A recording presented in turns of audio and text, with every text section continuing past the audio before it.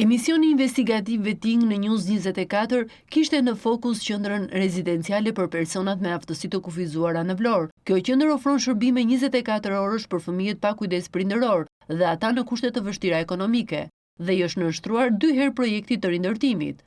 Në vitin 2018, programi për zhvillimi i Kombeve të Bashkuara në Shqipëri, PNUD, ndërmori restaurimin e godinës përmes projektit Mos lër askënd pas, me një fond prej 250 milion lekësh. Emisioni Vetting ka ndjekur hap pas hapi procedurat e restaurimit dhe ka zbuluar shkelje të rënda në të gjitha fazat e projektit. Kompania fituese për njërën fazë u shpall AGE Co & Co në pronësi të Gojar Tlaçit, pavarësisht faktit që kjo kompani kishte raportuar humbje financiare prej 150.000 eurosh në vitin 2017. Pas përfundimit të punimeve që zgjatën 2 vite, dolën në pa një sër problematikash të rënda. Gjendja e godinës ishte përkeqësuar, duke vënë në rrezik shëndetin dhe sigurinë e fëmijëve.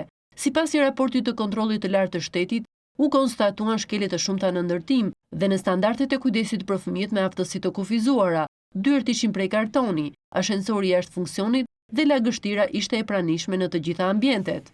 Pas skandalit, PNUD në Shqipëri vuri në dispozicion një tjetër fond për rikonstruksionin e godinës, por kësaj radhe procedurat janë mbajtur të fshehta nga opinioni publik. Rasti godinës së lakmuar në një nga zonat më të preferuara bregdetare tregon qartë se një streh që duhet të ishte shpëtim për fëmijët në nevojë është kthyer në një projekt për interesat e një pakice.